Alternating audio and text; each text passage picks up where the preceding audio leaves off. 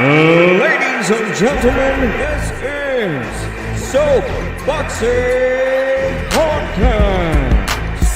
Who did you turn professional with?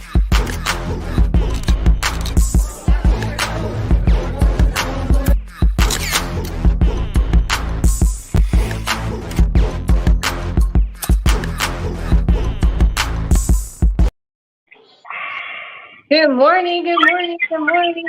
I can't say good morning America, right? Because it's like copyrighted. Yeah, you can say whatever you want, man. Good morning, America. No. It We don't have a count very till special it guest. ain't. It's 7 a.m. where he is. We thank you for coming on this early. Can you let the people know who you are? Because they might confuse you with someone else. Yeah, no, how's it going? My name is Richard Torrez Jr. I'm signed with Top Rank. I went to Olympics. I'm Olympics gold medalist. And yeah. So, okay. So That's you a fact. I'm like, dang, that's clear cut. So you're a professional boxer and you have like a decorated amateur career. Tell us about like some of your experience. Yeah, so the first time I ever started boxing, got in the ring, I was 4 years old. The first time I ever competed, I was 8. First time I ever won a national competition, I was 10 years old. The first time I ever fought overseas in another country, I was 15. I fought in Russia, and I haven't lost in the United States in the past 9 years as an amateur. I was captain of the USA boxing team. I was one of the Olympic captains, and then moving forward, just signed with Top Rank, and I just had my 4th fight. Oh, cool. So I've actually seen your pro fights, and I was like, dang. So do people tell you that you can box like for your size, or like do people tell you like weird things? I mean, yeah, people are always like, why don't you go down to cruiserweight? Why don't you do this? Why don't you do that? You know, everyone's kind of like a sideline coach. You know what I mean? But at the end of the day, I'm really thankful to have my dad who's been there with me since day one. And so he's that kind of rock that I go to look for my information for. And I just follow his advice. And now moving forward, I'm able to have Top Rank as a team too and follow their advice a little bit as well. But yeah, I think people have said I can box before, and a lot of people, they like my style because I'm aggressive. You know, I like getting in there. I like making it. I like getting them tired, and I just kind of like. I like that aspect of boxing. Do you? When Oh, go ahead. no, I'm about to say when my kid made the team, man, and that's how I know of Richard, and I've seen him. I seen him when he was working with Jared Anderson over there at Prince, and I seen when Q and him was flying somewhere, man. My son was playing in a state championship, and Rich jumped on there and gave him a shout out, man. You remember Yeah. that? That's Yeah. yeah. I said, man, I like this guy. Yeah. But I seen you over there, and you fought when you was in the Olympics. How big was you fighting, man? When I was in the Olympics, I was 225, and so I was still super heavyweight. And I mean, the average heavyweight and the elite level of the amateurs is 265, about 6'5". So I'm the smaller guy. How tall are you, bro? I'm 6'2". Yeah, I remember seeing you over there at Prince, man, and it looked like you done gained. What you doing, bro? You gaining some? How much you weigh now in your last fight? I'm about 230. Well, I weighed in at 229. I still try to fight around 225, but the big difference that I had finally is I started caring about my diet. Like I went to the Olympic Training Center and I asked the nutritionist if she could put together a plan for me. She did. I've been following it to a T, and it's really shown a difference in just like kind of cutting up my body, and I really like it. I'm a little different than everybody, bro. You give me a 6'2" guy, I could compete at this. You know, I could compete with them big boys, man. Joe Louis was 6'2". That's all you got to be. 100%. But right. But I didn't mean to cut you off, Jim. Go ahead. I don't remember what I was gonna say. And my kids are bad. Like, I swear on Jesus, I said stay in the room. That's what I said. I I think I was gonna ask something about like what you weigh, what you walk around at. Who do you think you're? Do you think you fight like anyone? Do you try to mimic anybody's style? I think I try to mimic a lot of my teammates' styles. You know, I look at my fellow Olympians, I look at my fellow Team USA guys that are all doing the thing in top right now, and I like a lot of their style. You know, I like Duke Rakin's jab. I like Keyshawn's just like ring generalship. I like Tiger's speed. I like a bunch of different things about like every other boxer, and I try to incorporate that in my style. So I would say I'm not like any fighter because I'm kind of like every fighter. You know. Like a hybrid. Took a little Yeah. bit from everybody. Who fought in your family, bro? Your dad fought? My dad fought. My grandpa also fought. So yeah, I'm a third generation boxer. Anytime I hear a guy 4 years old, 5 years, yeah, it's a reason why he's in the gym, man. Oh, 100%. Your dad and them, they all fought in They from California? Yeah, everyone fought from Cali. My grandpa was one of the guys that kind of started this Central California Boxing Association. So like we had some pretty deep roots in the amateur boxing.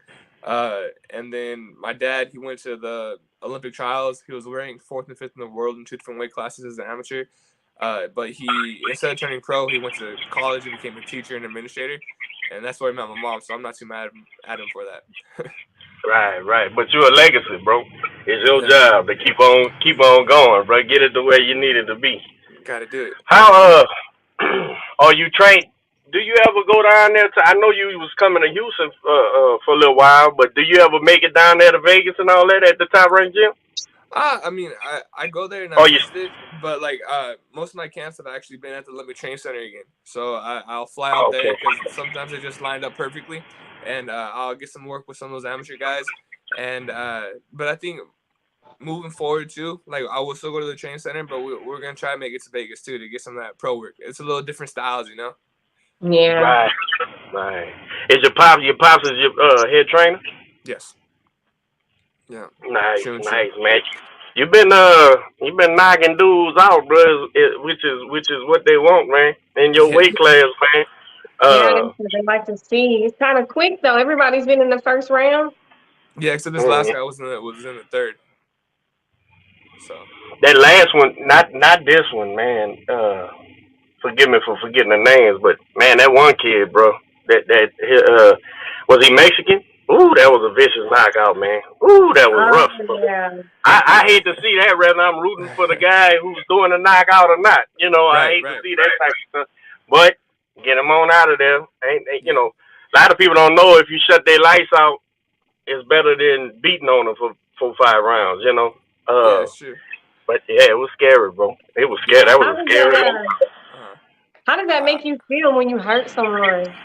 You know, I always thought I was gonna be the guy that when I hit someone, I'd like try to catch them and save them and not let them fall. You know, I thought I was gonna be the guy that was like the hero of the story. You know, I was like, oh my gosh, I'm gonna save him. And I even gave Shushu a little slack. There was one time Shushu hit a guy and he hit him like 2 or 3 times after the guy was kind of out. I was like, man, Shushu, why would you even do that?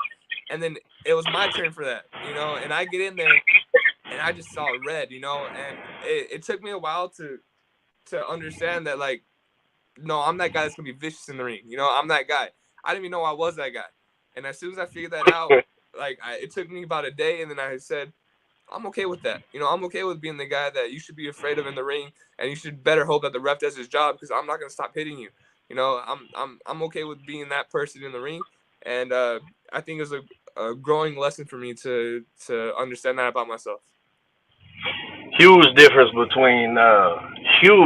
in every facet, but definitely in that manner between amateur boxing and professional boxing, man. You of course, all the sharks who's invested in you want you to do that too. But you know, it's, hey man, you gotta.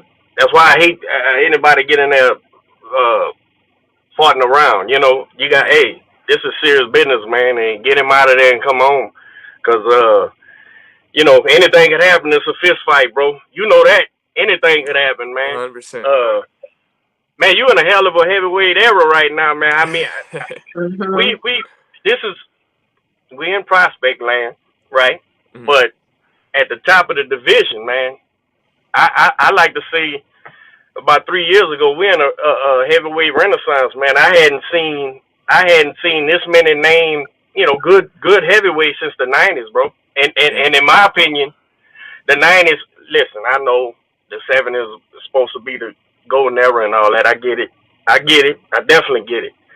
But that '90s, bro, your top 20 was bad, bro. They could win. You know what I'm saying? And I would say today, man, you got the top 10 heavyweights are bad, bro. They are bad, man. So and then you got your prospects. You got Jared, you got all these guys coming up.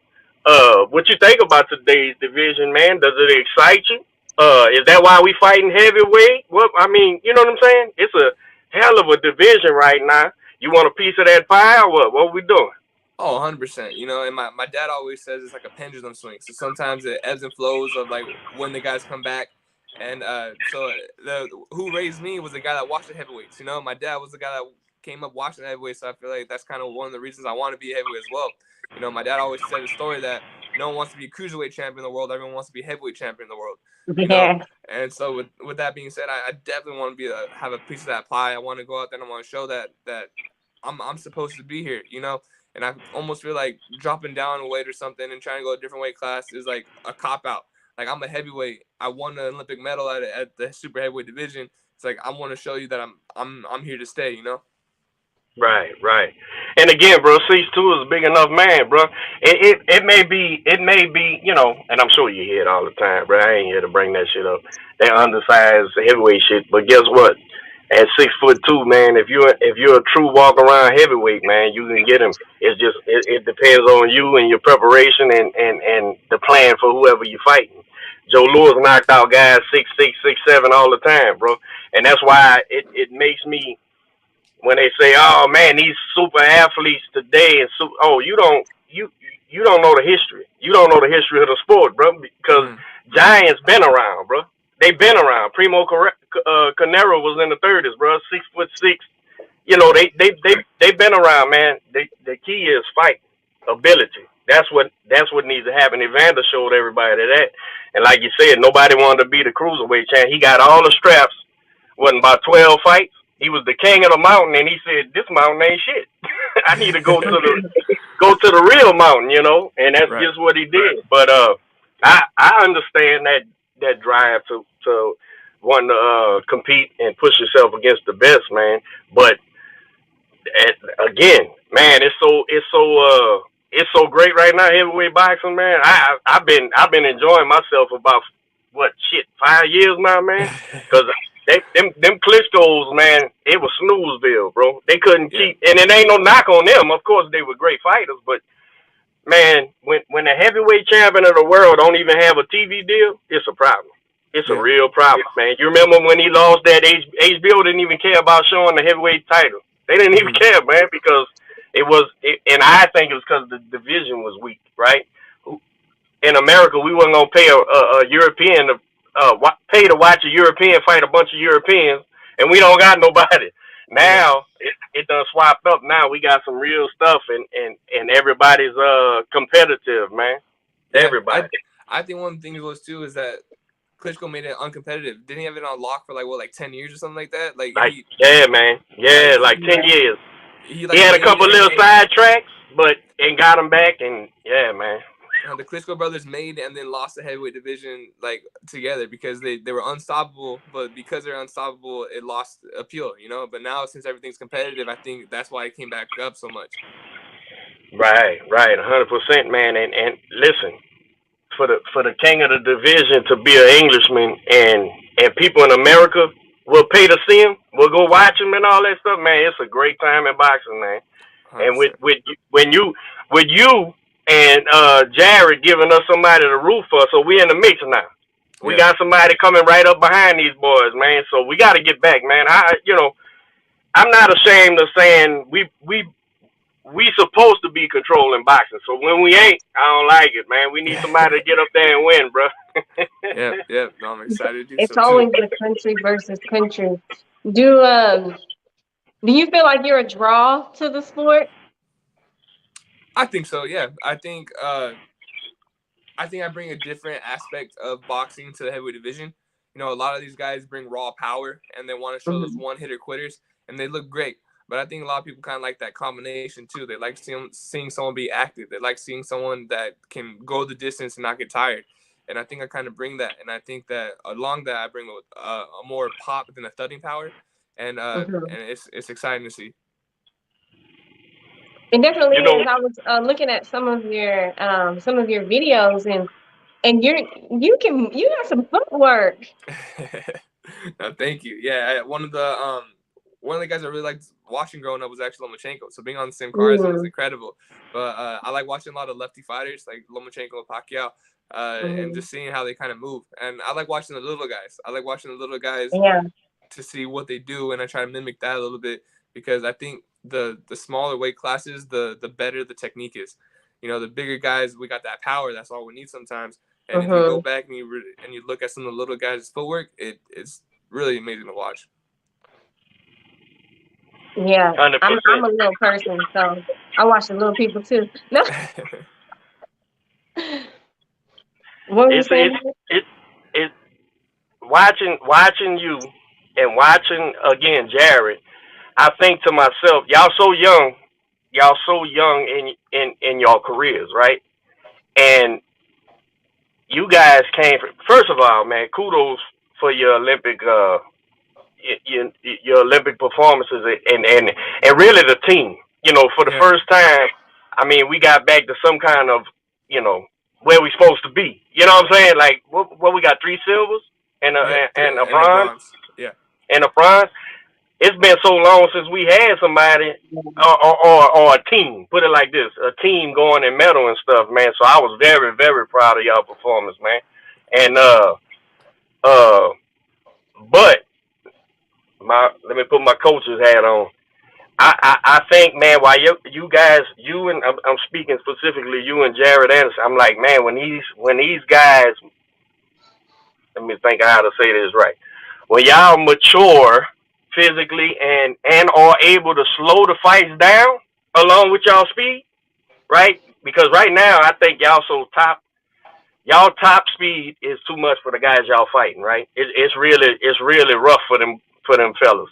But I think as we climb, and we're talking about a couple of years from now, as y'all climb, I think, and start settling in, because there's going to be a lot of more thinking when you start fighting them big, you know, them ranked guys, man. I can't wait to see you, Jared, when y'all start implementing these strategies, man, and fighting like heavyweights, man. I think it's going to be tremendous, man. It's going to be tremendous, bro, because it ain't going to be too much longer where the big gypsies going to have to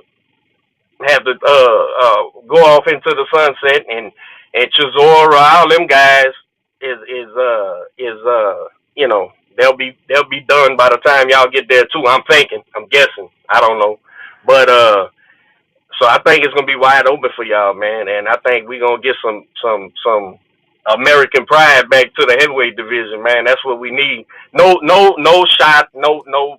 I'm not slandering Wilder, man. I'm glad he was a heavyweight champion and all that stuff, but we need some technical boxing, man. That I could watch and be like, hey, man, I'm liking this shit. You know what I'm saying? But 100%.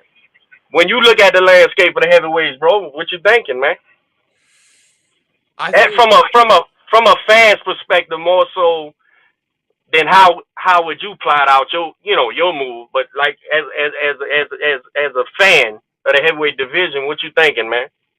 As a fan, I love it. You know, I see if I'm being honest with you, I see a ton of heavyweights with a ton of power. I see a lot of power in the heavyweight division. I think that you're right about there's a lack of skill level sometimes, but the skill level is a lot of European fighters. You know, I think a lot of the American fighters come with that raw strength, and it just looks incredible to see. And then you see the European fighters that have that little footwork or the Olympic medal background, stuff like that. And to see them collide is amazing. You know, you always want to see what's going to win, boxing or the power. You know, and you can see that a little bit in the fights. And it's incredible to watch. But I think also, though, that the up-and-comers are kind of making the scene already, too.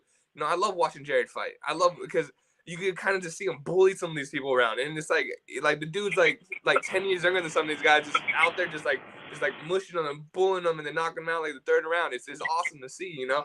And so I'm a major fan of all my teammates. Jared was one of my teammates, you know? Right, So right. I'm excited to see how everyone progresses, and I like watching all the heavyweights. You know, I really do. I want to see him. I liked that one.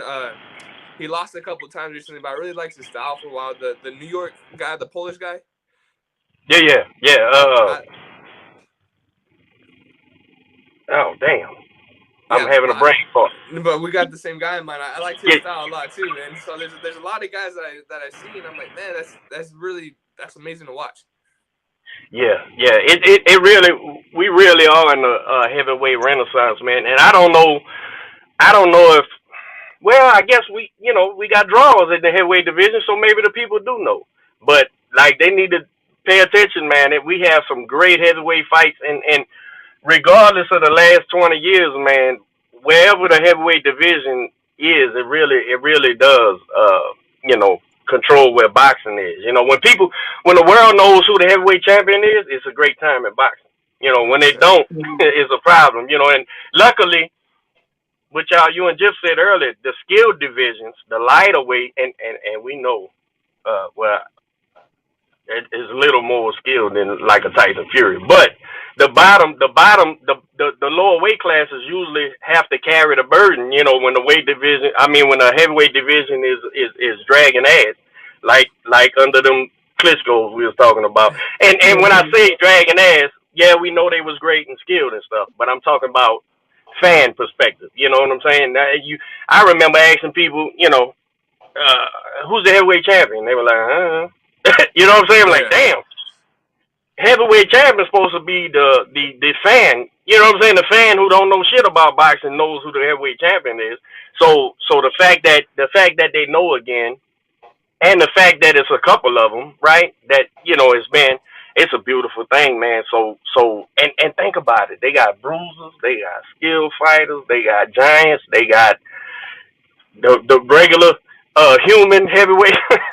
But this it's such a fucking skill division. I'd imagine you excited and driven, bro, because you got to be, man. You gonna wind up in some fights, man. It's gonna be some serious business, man. I know, and I'm excited to do so. It always makes it 10 times more. I love it so much more when I'm in a fight. Like if you kind of go out there and you just walk through someone, sometimes it feels like, oh, this campus for nothing. It's like, oh man, why did I even do any of this stuff? But when you get out there and like you meet a worthy opponent, it makes boxing worth it, because now it's like I get to show my skill. I really get to prove myself to somebody. That's kind of what everybody's trying to do in boxing. Everyone's trying to prove themselves either to themselves or to someone else. But you got something to prove if you're in the ring, and well, at least in my aspect. And so to be able to have someone and some worthy opponents out there, I'm really excited to make it happen. When you go into camp, do you have an alter ego?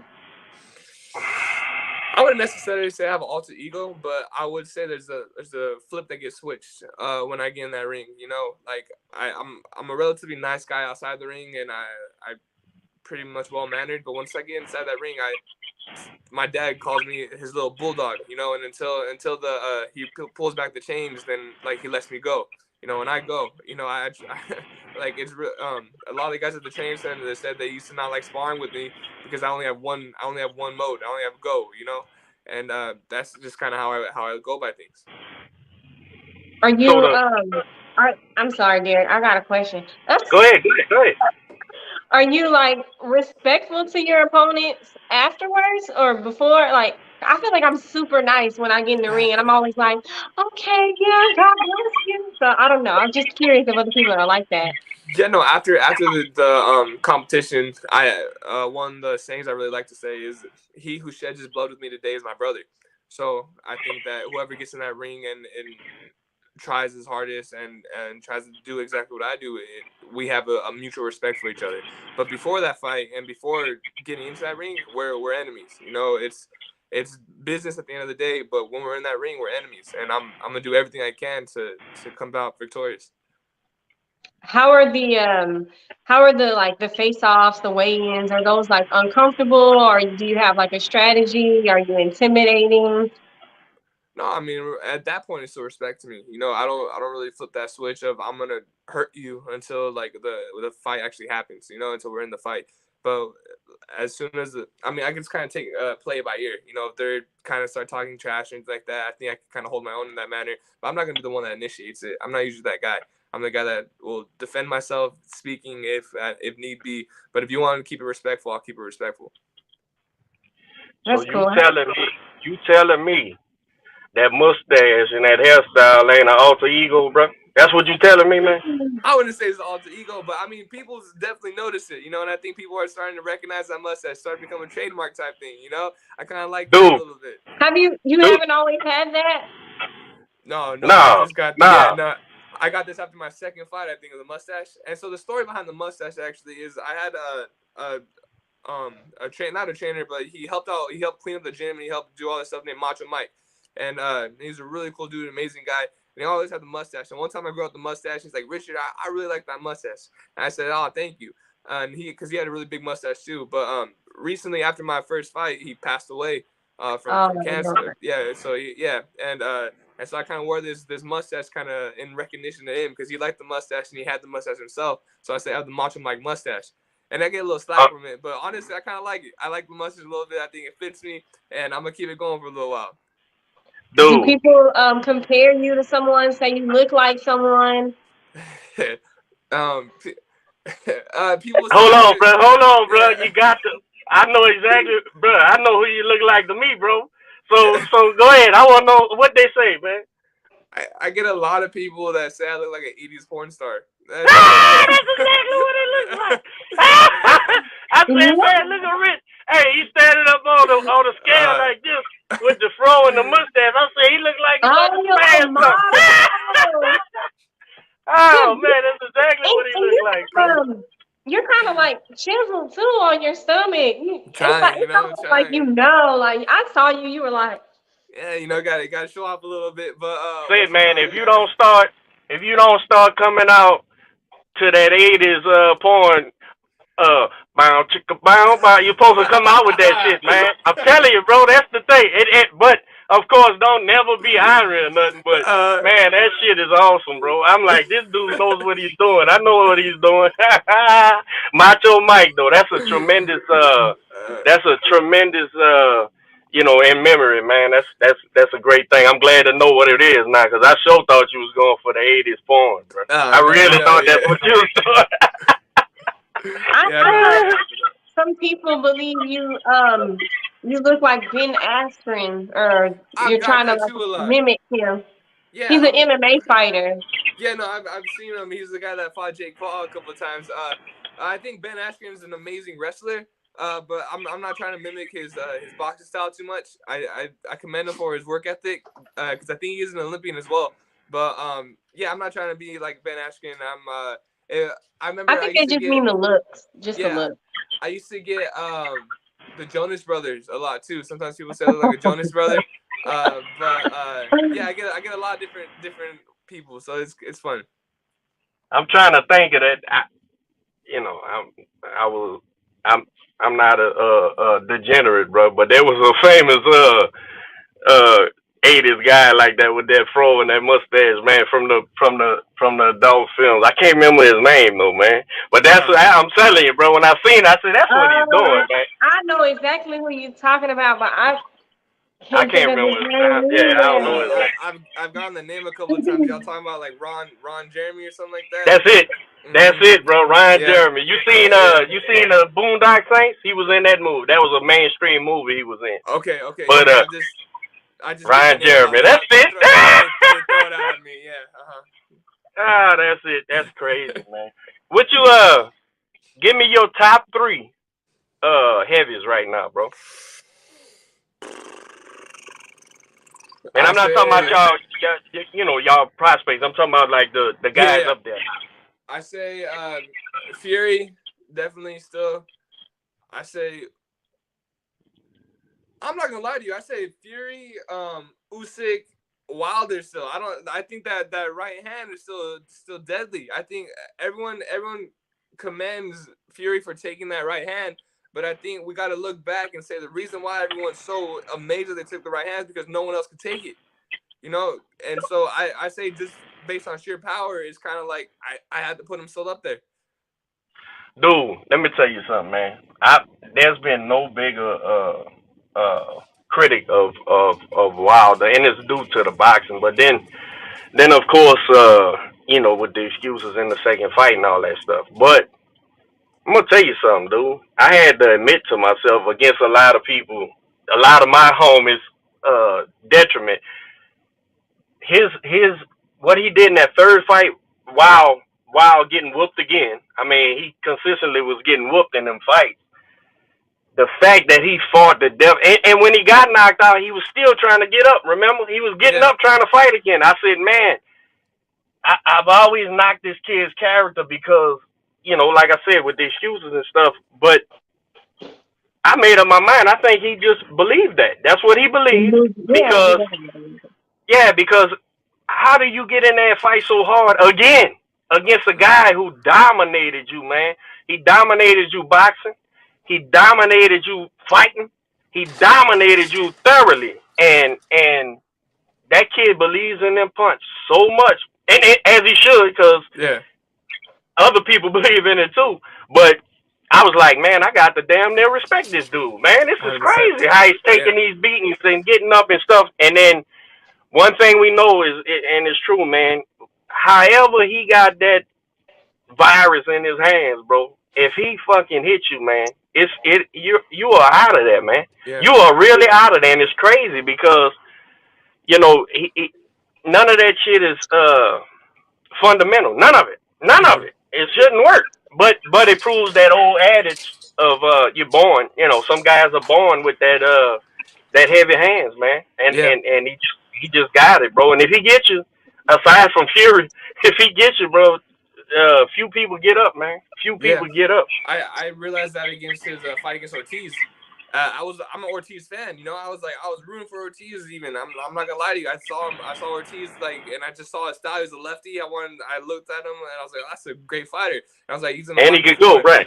Oh my gosh! And Wilder hit him like 2 times. I was like, this he's something different, It is like I think as a boxing fan, it's like at first you don't like Wilder because you're like, this guy's not even boxing at all. But then you kind of start to lean back the other way. Once you kind of see him, you're like, oh my gosh, this guy doesn't fight at all, and he can still do all this stuff. His power is just insane, and it's just amazing to see.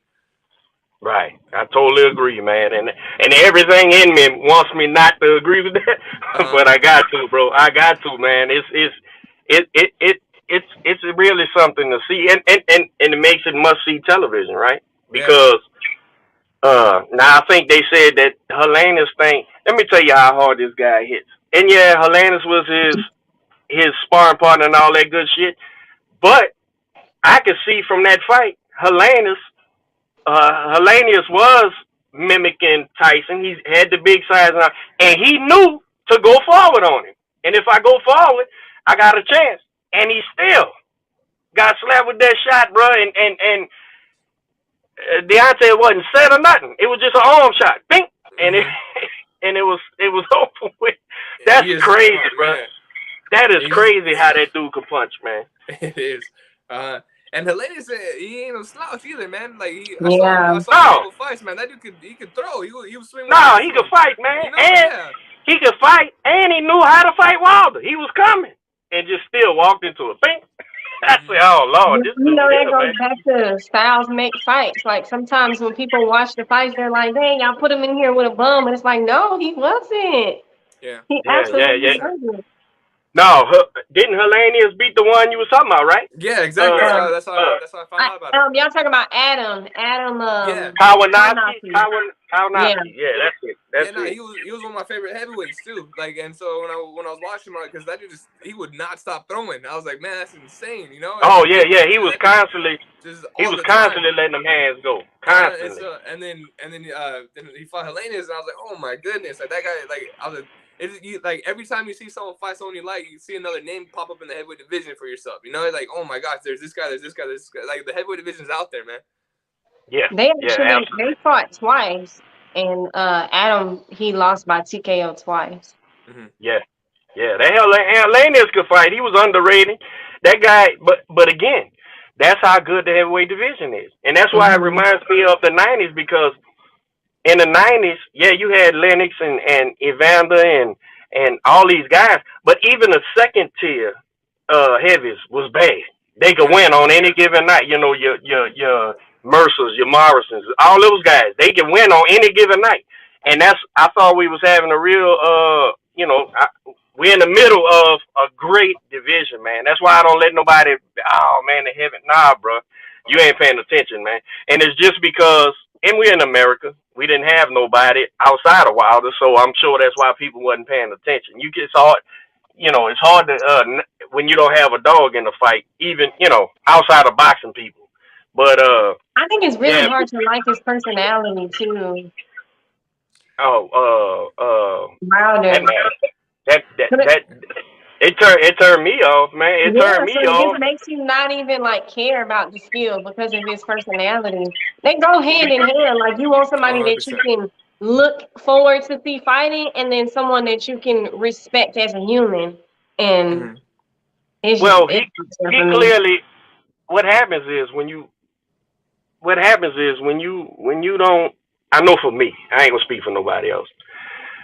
It's very important. Listen, everybody lost, and listen, Floyd lost too, man. He lost to Castillo. I watched the shit, but Floyd had to go back in the gym and say, "I made a mistake. This dude ain't better than me. Let me fix what I did," and he did. He got in there and smoked him, right?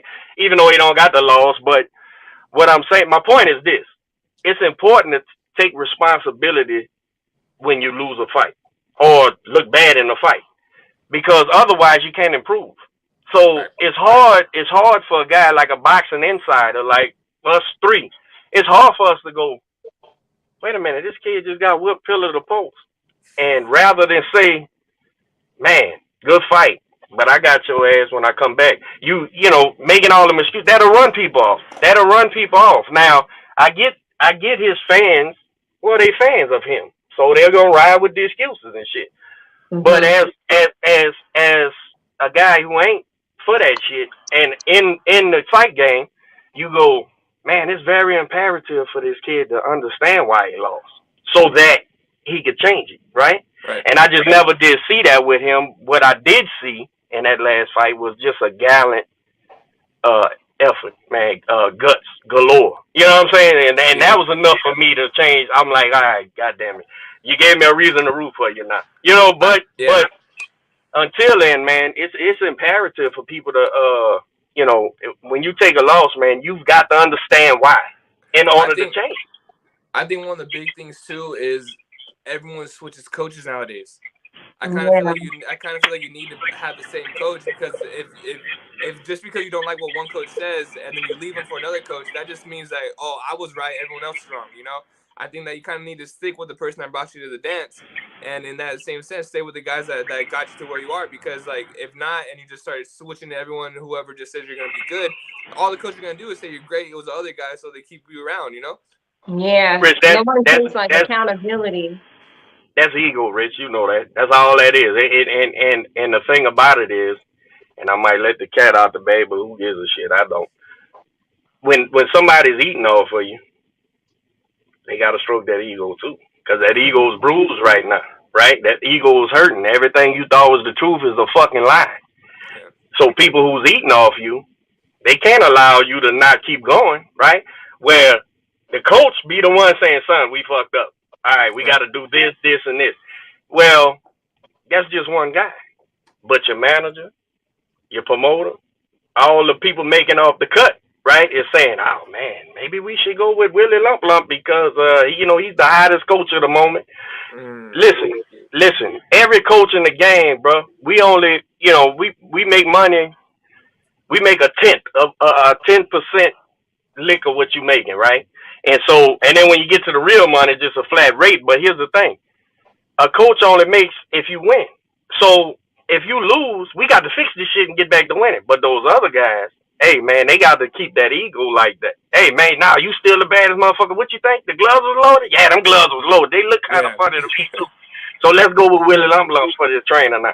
But it's all bullshit, because in the end, that fighter's going to be by himself in the end. He's going to be there with his wife and his children, or his parents, or whatever, and the guy who was in the trenches with you, right, when there wasn't no reason to be there, other than work and be successful and believe in you all that.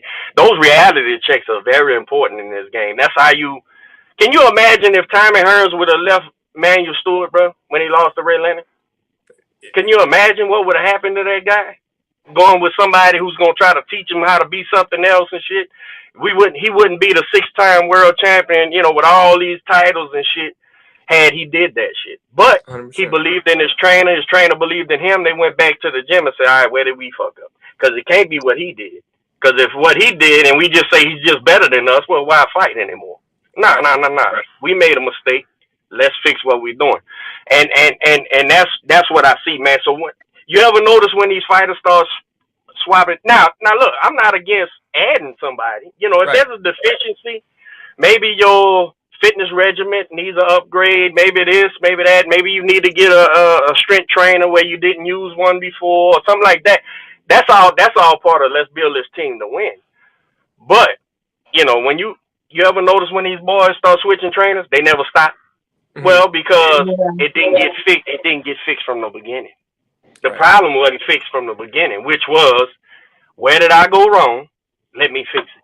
You blame the coach because you was getting and I'm not saying that they ain't bullshit coaches, because we know they are, and maybe you need to lead that motherfucker.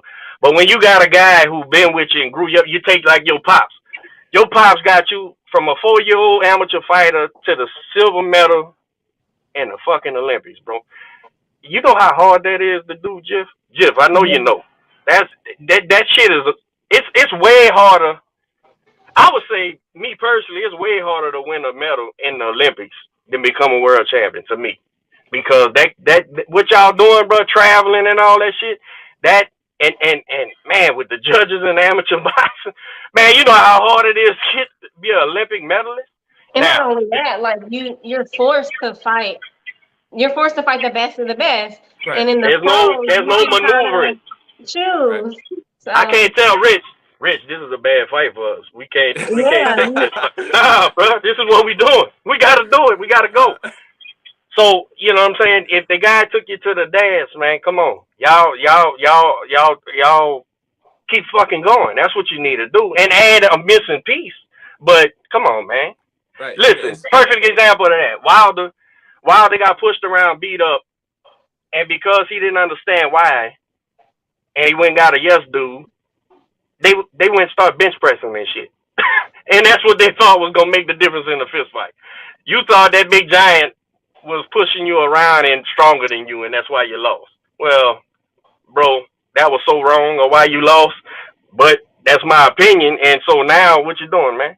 That wasn't an upgrade. Look what happened in the next one. You got knocked out worse. This shit, I don't know his trainers or whatever, and I don't know, but I know he had probably the greatest amateur fighter in the history of amateur fighting in his corner, and he was winning with him. So, and he saved his life probably too. But I don't know, man. If you got a missing piece, fine. But just getting up and blaming somebody, man, that's a character flaw, bro. How you gonna fix your deficiency like that? It's hard. Yeah, and I think in the same manner though, it's like if everyone, like you said, if everyone around you tells you that it's something else, you're gonna start believing in something else too. You're a product of your environment. I feel like if everyone in Deontay's kind of corner was saying like, nah, man, we gotta fix this, and this, he kind of like, oh, okay, maybe we do have to fix this, and this. But if you have all of your just kind of fans saying, nah, it was fixed, is this, is that, it's gonna be a little different. But I mean, that's the exact reason why I've told my dad, and I'm 100% true about this, is if my dad's on my corner, I'm not fighting. He's my guy. He's the guy that I'm gonna go to, that I'm taking with all the time. If my dad's not there, I'm not fighting. Because if my dad tells me to drop my hands and quack like a duck, I'm gonna do it. Because he's the guy that I trust completely. And I think every boxer is like yearning for someone that they trust completely, and it's really hard to find that if you switch coaches. Yeah. Well, is it just a job now or what? You know what I'm saying? Or you just I like to call them and don't get me wrong, bro. Every trainer who gets some success, towards the latter, it seems like towards the latter end of their run, they do become like a hitman. You know what I'm saying? Like get brought in to certain camps to help this guy out. And again, I'm not against that. Like if your pop said, "All right, Rich, let's bring in whoever," and to the corner. And long as that guy knows the pecking order and everything's fine and it's working, great. Because who's gonna look out for you more than your real coach who wants to win? His thing is saying, maybe man, it was hard for me. It was hard for me as a trainer, man, to incorporate like these strength coaches and stuff. But when Quentin made the team, right? And he's coming back going, Coach, check this shit out. You know what I'm saying? I learned this from the Olympic Training Center. I want to win, right? I want my kid to win. So I go, what now? What you doing? This is what we doing in the day. Okay. If I'm seeing better performances, let's go. Let's run with it. You know what I'm saying? I'm not ego driven because I just want to protect my kid and win. That's what I want him to do. So if it's something added to it, great. You know what I'm saying? Great, because that's what I want. And I'm sure your dad feels the same way. You know what I'm saying? Like, hey man, we got to win. That's at the bottom line, this is professional boxing. We got to win and make ourselves better. And I think that's like the key value to a good coach, and sometimes you don't see that too much anymore. Is you said I want to protect my kid and win. You know that first thing is self-protection. You know, and that's why I kind of trust my dad so much, because my dad, he's like, yeah, we want to win, but at the end of the day, I want you to just keep your brains about you. You know, that's kind of why I trust my dad so much, because sometimes you see some of these other coaches and like, man, you go here, you do this, and I'm just gonna throw you to the wolves, and you're a wolf too, so you can make it. You know, and it's like, yeah, it's like I trust myself enough to know I can make it. My dad said, no, I know you can do that, but I want you to do that smart and still come out and be able to think. And so that's why, like, every time you see a coach and he's just like, I want to win, like, yeah, but if you say I want to protect my kid and win, I feel that's the statement of a great coach right there. Oh, bro, look, my mind is always. You could ask any of my fighters, man. I get mad if you get hit flush, let alone hurt. Fuck hurt. I don't want you to get hit flush, man. I stopped the fight one time. My kid had his eye closed on him, right, and he couldn't see, and he was getting caught after he put on a gallant effort and won some rounds of shit. But once that lamp shut on him and he couldn't see, and he was getting hit with hard. He was fighting a southpaw, hard right hooks and shit, and just couldn't see him, right. Mm-hmm. And I stopped the fight. And so, and it, you know, my kid was a fighter, man. You know, it fucking hurt him to his heart, right? And I, you know, my answer was, so, son, I'm not gonna let this dude fucking hurt you because you can't see him. Fuck them, right? And he was, and you know, he was pissed off, angry, and all that shit. About 3 o'clock in the morning, we was in Coachella. About 3 o'clock in the morning, knock on the door. What's up, man? Sorry, coach, man. I thank you for what I did. I say, son, if it happens tomorrow, I'm going to do the same fucking thing. You can get mad at me all you want. I'm not going to give them the luxury of knocking, you know, every man only got a certain number of times he get hit, man. I'm not going to give them the luxury of knocking you the fuck out because what? Because you're brave? Nah, man. Listen, I'm not a brave coach, bro. I'm not a brave coach at all, bro. Brave coaches are the enemy, man. That, you know, you're not getting hit in the head, man. What the fuck is wrong with you? But I don't know. Maybe it's the culture I came up in boxing, but I'm always thinking like that, man. Nah, man, don't even hit my kid flush. Nah, fuck that. So you're right, and a lot of guys end up leaving guys who are doing that for them for a, you know, like I said, a hitter. You know what I'm saying? Who came in and might could show you a few things, but it ain't the same. Right. And that's why this game is so hard to deal with, bro. It's not a organization, bro. It's me and you, right? Against the world. So yeah, brother. I'm glad your pops is there too, because ain't nobody finna protect you like him. Mm-hmm. And it's really cool, like, guys, because they didn't have that. You know, I'm blessed enough to say that I had a guy with me until day one, like since day one.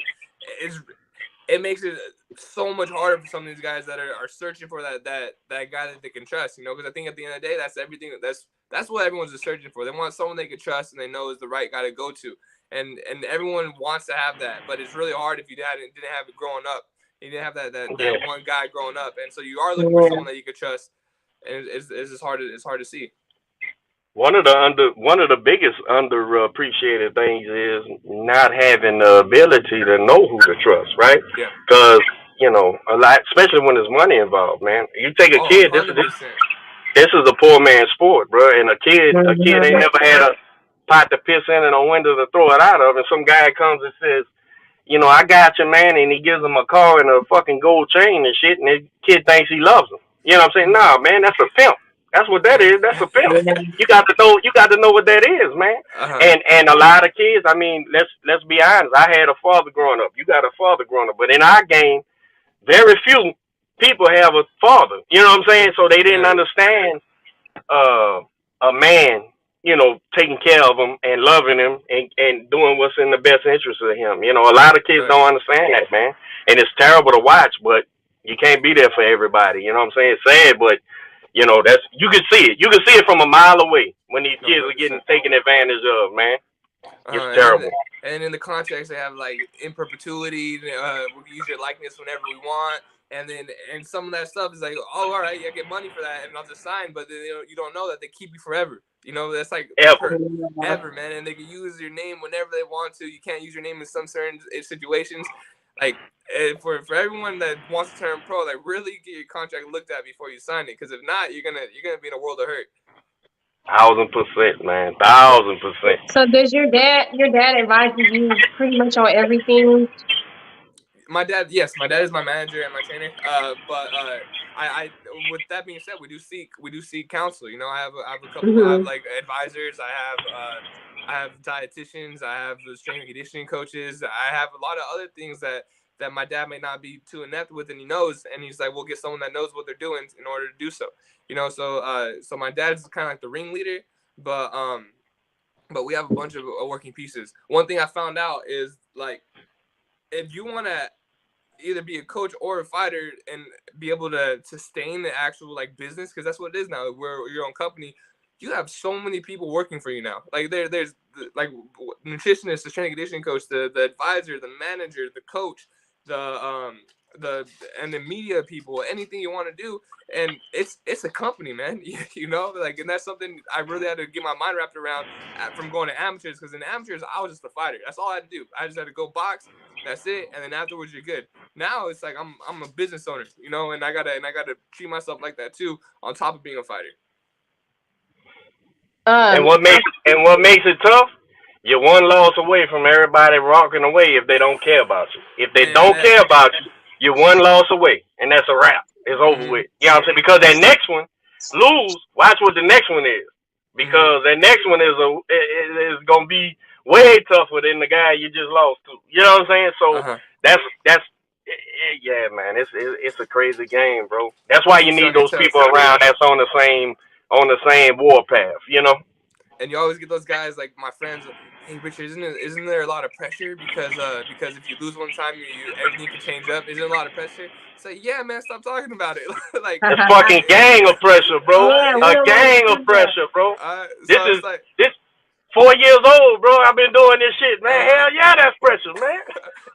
So you guys say that whole thing like, oh man, pressure makes diamonds, yada yada yada, and you kind of play it off. But man, there's pressure in boxing, like there really is. And sometimes you're alone by yourself and you sit down and you think, dang, I could have played tennis, like it's like there's so much. That's as real. Hey, that's as real as it comes, bro. Right there. That's as real as it comes, man. Now we're in an era where it's like, oh, you have to be undefeated. You have to be undefeated. There's so much riding on being undefeated. It's the truth. And I mean, I think it just adds to that list, and that's why people are a lot of guys are kind of afraid to fight some guys, because there's that added. I mean, if you lose it, everything could be different. The risk versus reward.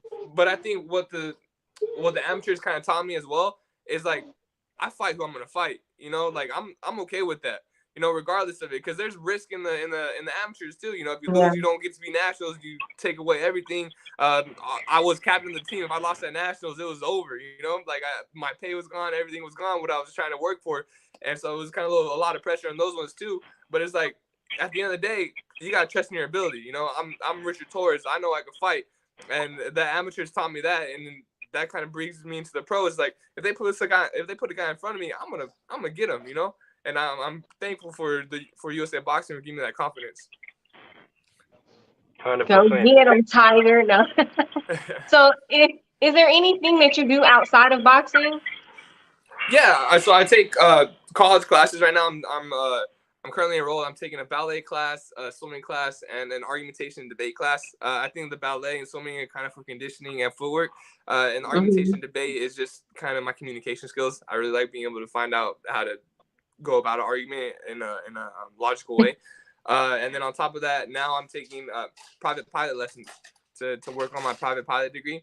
And I kind of want to work towards, like, my end goal is to get a degree or a certificate at least, and that's going to be in aviation mechanics. I think that's going to be kind of what I want to do. I think it's a cool thing to do. I get to work with my hands, and that's something that's kind of going to be a pastime for me. So I'm boxing my number one, but I like learning. You know, if I'm at home and I'm just sitting on the couch, I get stir crazy and I have to do something.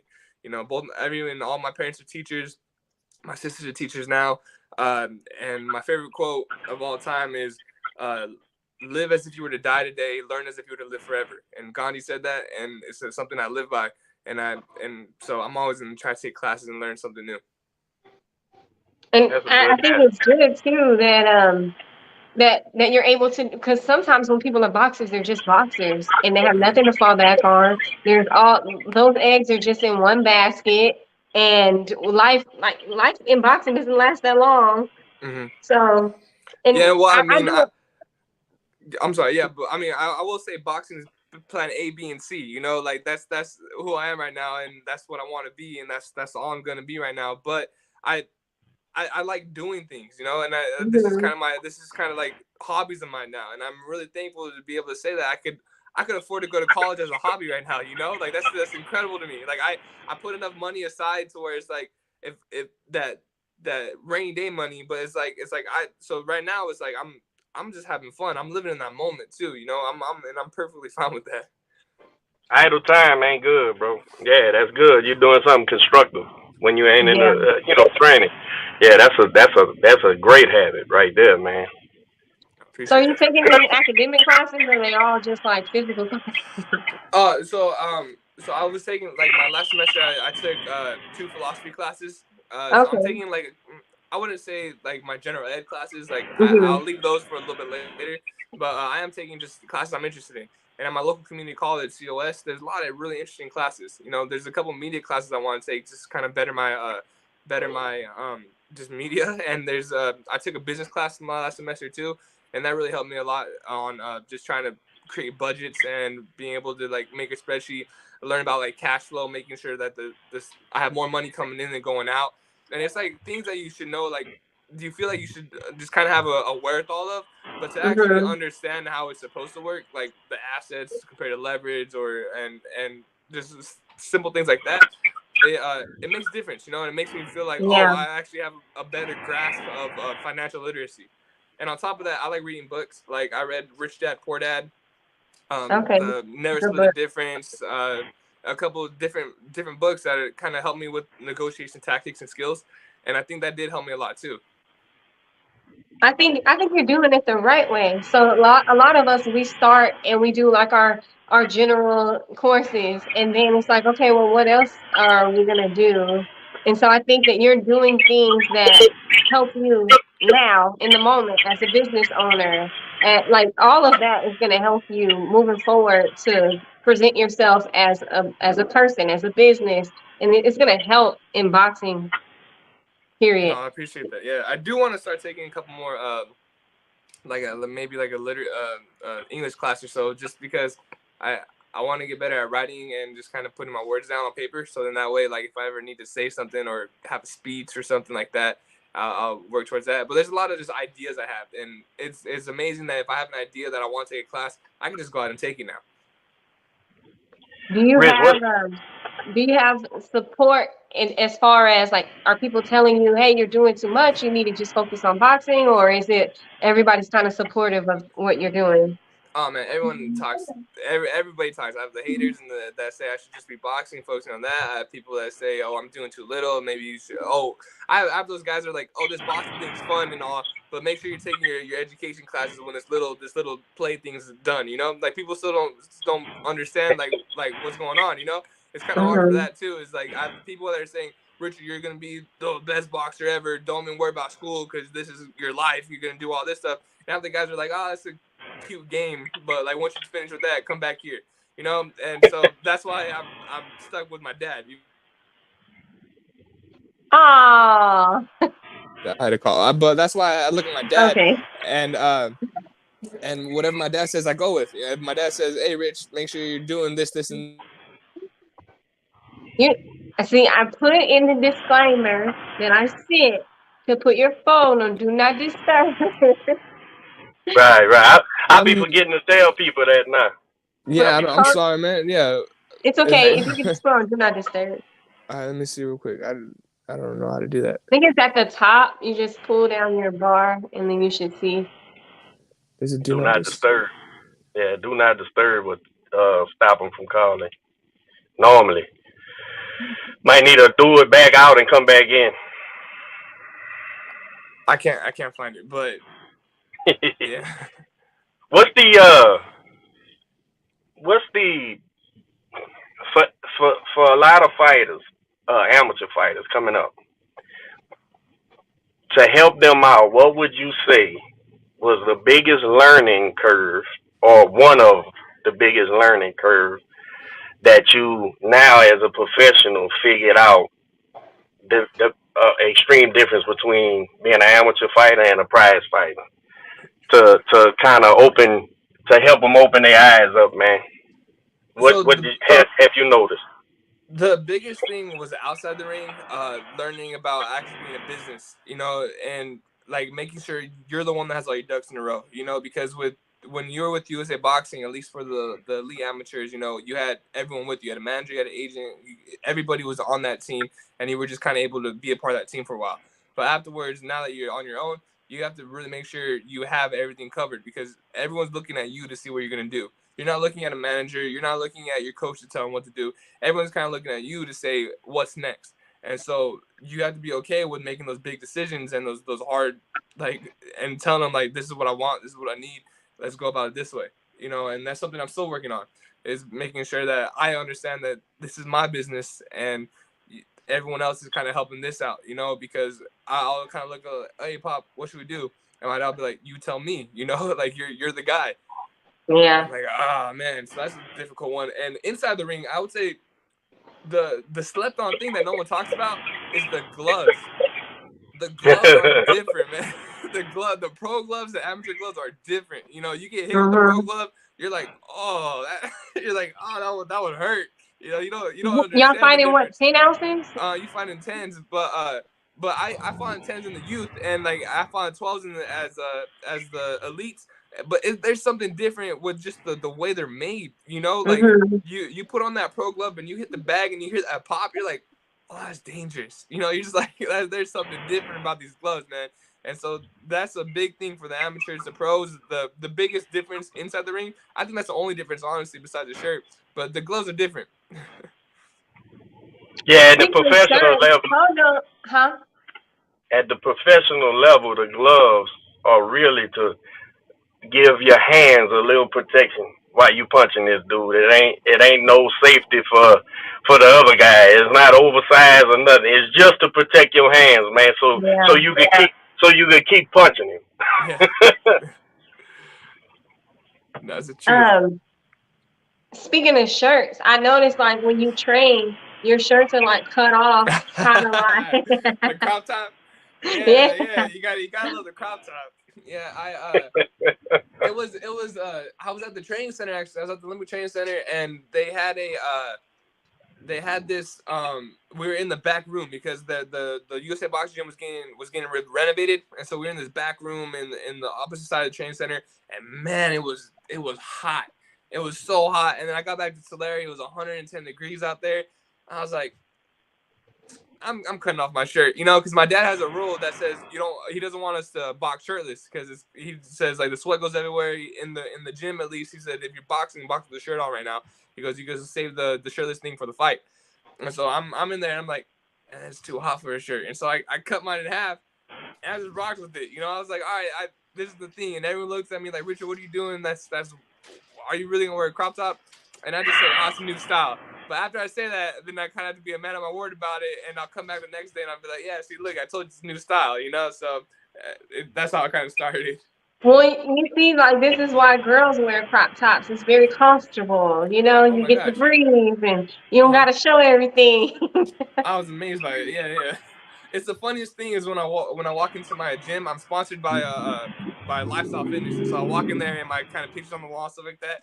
But I walk in there sometimes with the crop tops and those hoochie daddy shorts, and everyone looks at me with the mustache and the mullet. They're like, "Where's this guy coming from, man?" And you know, they're like, "What is going on?" And so it's the funniest thing though. And because like some people want to talk to me, they want to talk trash or something like that. But then I'm kind of built now, you know, and like the diet's been working, so I look kind of shredded, especially right before a fight. And they're like, Mhm. they just kind of look and they're like, I don't know what we should do about this. And it's nice to watch. And you definitely have to have like extreme confidence and security within self to not allow like what other people are saying. Because I'm very unique too. Like people are always like, why you got on those furry shoes? I'm just like, this is what I like. Like I don't like what you gonna do Mhm. about it. Yeah, I think that's the thing that a lot of boxers have, though. You know, is like boxers have one thing we have is confidence. It's because if Hmm. we want to get in that ring and do something, like you got to be confident in yourself, knowing that you can make that happen. But yeah, I think I'm able to have that translate inside and outside the ring, and I'm thankful for it. But it's a fine line from confidence to cockiness, and so my dad's always there to hit me down a few notches if he thinks I'm getting cocky, you know. Is it what are some things that he thought you were being cocky about? I mean, I think you can just kind of see it in the way I walk sometimes. You know, sometimes I walk like my stuff doesn't stink. You know, Yeah. and I get out there and my dad's like, hey, and the way my dad kind of fixes it for me is he makes me go work out more. You know, and it'll make me do something crazy. Like I remember when I was a kid, I kind of my dad took me out to the boxing club and it's kind of in the field, and we had a trailer that we were dumping dirt out because we wanted to make a soccer field. And on the trailer, one of the tires was they had was stripped, so you couldn't take off the lug nut. And my dad gave me a chisel and a hammer, and he left me there for 2 hours, Oh and wow. he didn't let me go until I got that tire off, you know. And so I think like just kind of putting myself into like almost like farm work scenarios, it kind of grounds me, you know. And so he'll have me go out there and he'll dig holes, or have me go out there and break up cement. And so I think that kind of really strips my ego because it grounds me and lets like brings me back to where I'm at. That's exactly what I was hearing. He's keeping you grounded, man. Mm-hmm. Check yourself, man, because it's your responsibility. Check yourself, man. Nice, man. Yeah, your pops got it together, man. Yeah. You'll be at a deficiency without him, man. 100%. Do what are some of the roles that your other family members play in Yeah. your career? So my mom cooks my meals. She's the one that like so we get the meal plan from my nutritionist, and my mom's the one that cooks them, and so she does amazing with that. My mom is she does body fitness competitions, so she's really Cool. into her. She's really good at like manipulating the calories and the different things that you could do with food, and so it's amazing. And then my sister is she's my stylist. Every time you see me like looking good at all, it's because she's made my clothes. The only thing I know how to do that matches is wear USA boxing stuff because they give me that stuff and everything's red, white, or blue, so that kind of goes together. But anything else, if you see me out and I'm looking like sharp at all, it's because of my sister. Oh, that's Real pretty family cool. affair. Yeah. Yeah. Nice. And then my dog, sometimes he comes over here, but he's my running partner. So That's pretty cool. So we are gonna wrap up in a little bit, but I want to play a game. I always play a game. It's called This or That. It doesn't have anything to do with boxing. It's just kind of like let people know what kind of human you are. So you down for a game? let's do it. Okay. Derek, you can play too. Oh shit. Shoes or slippers? Shoes. I Oh, pegged you for a slipper person. You really no. I like, but the thing is like I always end up working out in whatever I'm wearing. Like it just always ends up happening. It's like we'll do something. Like I just went to school to talk to the school with my mom, and my mom's like, "Oh, just come hang out for a little bit, talk to the kids." And I was gonna wear slippers, but I was like, "Nah, let me put on some sneakers." And I went out and played with some sneakers, and then the kid asked if I want to play basketball. Like, "Ah, let's play some basketball." Then I always end up doing something active because that's just kind of who I am, and so I need some shoes or at least the Crocs with the sport mode on it. Yeah, sports mode. Pork or beef? Beef. Yeah, that was just kind of a given, but I know I don't like meat. I don't yeah, know. you don't like Nobody meat eats at all. pork. I Yeah. I don't eat meat. I mean, I'll eat pork on a certain day, but like, I mean, you can't mess with like carne asada and stuff like that. Those are the OGs. Fruits or vegetables? Fruits. Yeah, that's I'm a vegetable person. really. Yeah, fruits. I don't know. I don't like too much sugar. I don't like sweet stuff. It's weird. I love sugar. Yeah. Derek, you're not playing. Oh, I like wearing flippers if I ain't working or at the gym. I don't eat pig for religious reasons, and I rather fruit. Yeah. All right, my bad. Swimming pool or beach? Swimming pool or what? Or beach? Beach. Yeah, I'm gonna go beach just for the fact that like you're still gonna get dirty, so you might as well get dirty in a cool spot. That's cool. I'm a beach too. I'm gonna go beach too. Yeah. Yeah, me too. Cats or dogs? Dogs. Here, let me show you. Here, dogs. I'm a dog guy. Whoa, is that a big dog? That's a He's doggy. he's a golden retriever right here. He's my guy. Oh. Oh wow, Yeah. pretty. I'm definitely a dog dude too, bro. I don't fool with no cats, man. Yeah. I'm not an animal person. I just like your face. It's not, I don't dislike animals. I think it's like an attachment thing. I don't want to be attached to anything. I think you just don't like fun. You don't like sugar. You don't like animals. I think you just don't like fun. I'm very square. Square. Salt or pepper? Oh, I gotta go with salt just for the fact that like it goes on more things. Yeah.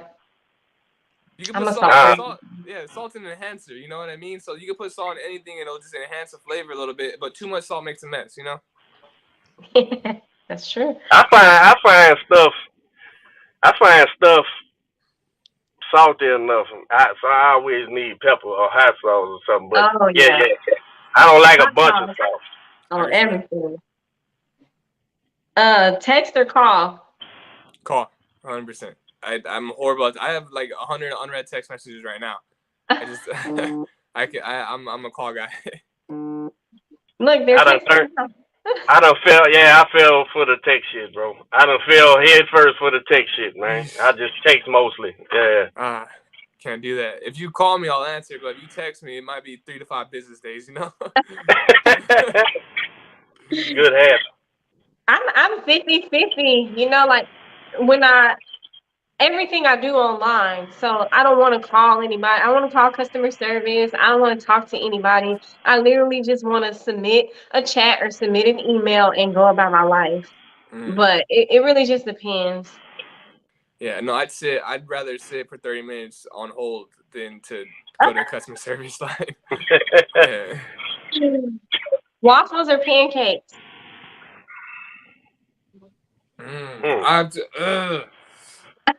Are we talking about like the best waffle versus the best pancake, or are we talking about like the average waffle versus the average pancake? Because I think that makes a difference. Okay, let's do best and then average. I would say the best pancake is better than the best waffle, but the average waffle is better than the average pancake. Okay. That was heavy, bro. That was heavy right there, man. You know what I mean? I know. Like, if you have the best pancake in the world, I'm going to take the best pancake over the best waffle. But if you have a normal waffle or a normal pancake, I'm going to choose the waffle.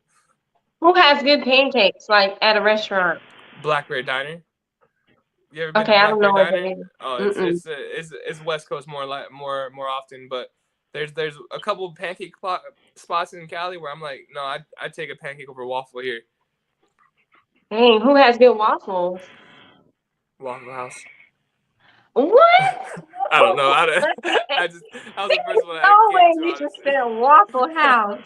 Hey man, to each his own. If I'm making it, that little cheap ass waffles in a toaster. But if I get to get somebody else to make it, I want some pancakes. There you go. That's how I'm gonna do it. Okay, I got a few more. Lunch or dinner? Dinner. Cause dinner. I like I like having a baked potato, or a baked sweet potato with like salmon and Oh wait, but lunch is like shrimp burritos and stuff. Ooh, I'm gonna go dinner still, just because I feel like dinner has some more substance, and you can take something out to dinner. It's a little bit better to take something out to dinner than it is to lunch. Wow, these are really thoughtful answers. That's serious business, man. Lunch or dinner, that's serious business, man. Yeah. I'm going dinner, man. My wife could cook, bro. When it's dinner, bro, hell yeah.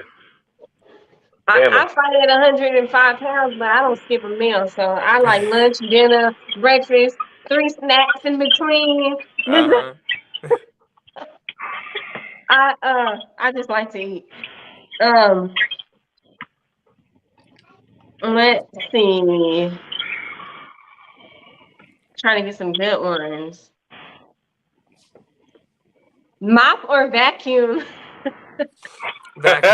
I go vacuum on that one because I think vacuum's a lot easier to use than mops. Because mops you gotta scrub sometimes. Vacuum you just wave over. Yeah, I'm with you. Yeah, I'm a vacuum person too. I have a mop. I don't think I've ever used it. My poor floor. Nuggets or fries? Nuggets. I go with those. If I could get nuggets as opposed to fries on every side meal, I'd probably do that. If I'm being honest with you, I don't know. I like the protein. Wow. I eat vegan nuggets, so they're pretty good. I'm sorry to hear that. Yeah, when I go to fast food, I get nuggets too, and half the time leave the fries. Yeah, I might eat a few of them, but yeah, I eat the nuggets too. Shit. Yeah. I love fries. That's good. I like fries, but yeah, I add the nuggets though. What about fries or onion rings? Oh, fries. Right. Yeah, fries. Right. Because who eats an onion ring? Yeah, I don't know. And my mom's into onion rings. I don't. So we never really share our sides. Onion rings are like, I don't know. I don't know who came up with that.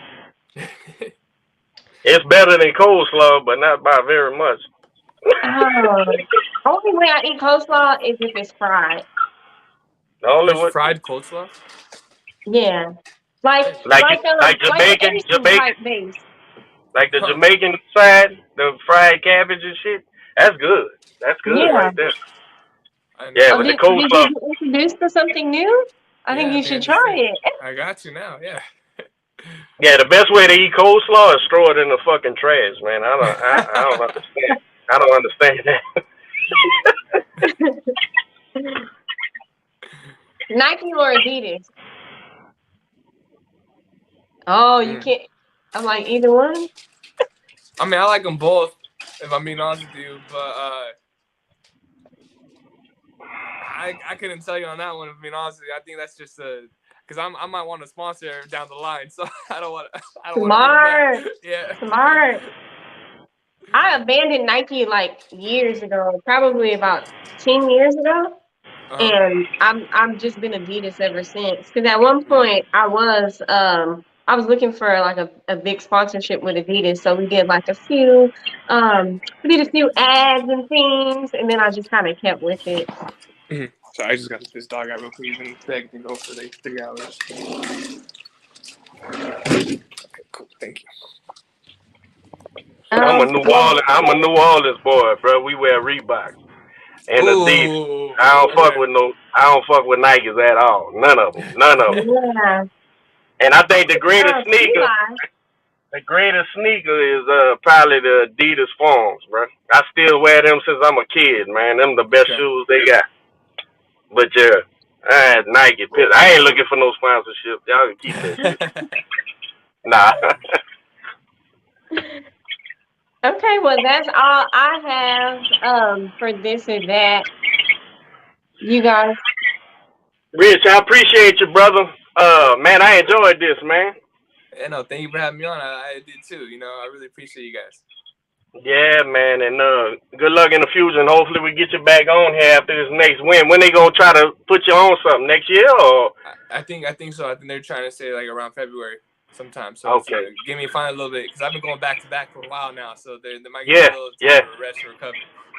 Oh, so what's a typical like off season? Off season, we don't really get those, but Yeah, no. So my dad, like, I get about 3 days off. My dad gets me back in the ring. Well, like, and the only reason I had 3 days off this time was because like my flight got I missed my flight, so I had to stay in New York for an extra day. But I get about the weekend off, and my dad starts to tell me to just get back in the gym. But with only like 1 or 2 workouts a day, not 3. And then once camp kind of starts to begin, then I go 3, and then we start picking up harder.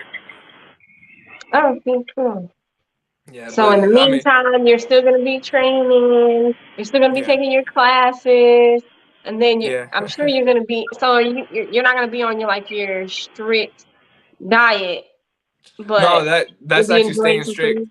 No, Oh, okay. my diet's staying strict too because that's kind of like the whole off season thing is the diet, and that's kind of what keeps me going. So I have started, but with that they don't call them cheat meals because they want me to stick kind of close to them, but they're called relax meals, and so I get about 4 relax meals a week, and so I get to kind of pick and choose if I want like an extra serving or if I want to do something different. Like tonight, I'm gonna go out to dinner. I'm gonna get a really good steak, so that's gonna be good. So a steak, probably a sweet potato and some vegetables. And I'm gonna love it. Oh, cool. So do you make a list of like, okay, I want to try this for my relaxed meal, and you just kind of go down the list, or it just comes day by day? It kind of comes day by day, and then sometimes it's like when my friends want to go out, and like I haven't had my dinner yet. I'll call my mom like, hey mom, like I'm gonna do one of my relaxed meals today instead of dinner, and she's like, oh okay, cool, we'll do that. But it kind of just comes with it. But on Saturdays is usually I want to go out and get a steak though. Like, that's my day, you know. That's my Yeah, cheat. I can't relate to that, but it sounds nice. It's all right. You can get tofu nuggets. So. Well, thank you so much for speaking with us. I know it's still early over there, Awesome. but it was a good conversation, and people got to know you more as a human. I appreciate that. Thank you. It's always nice doing that. Oh, and please, if follow me on Instagram. It's the Richard Torrez, THEE Richard Torrez. If you guys want to see more of what I do, like I just posted a dance video from my ballet class. I just seen that. Yeah, I just seen. I'm active on there. So if anybody wants to follow the journey, I'm more than willing to. And thank you guys for having me on again. And magic Absolutely. tricks. I saw magic tricks. Yeah, I got the magic. I got everything. You know, so. I just followed you yesterday. I was like, how come I wasn't following him? That's so weird. Yeah, no, well, I'm glad we are now. So that's all that matters. Absolutely, bro. Appreciate you, man. Awesome. Thank you. All right. Y'all have a good day. All right, you too. Bye-bye. Thanks. Bye.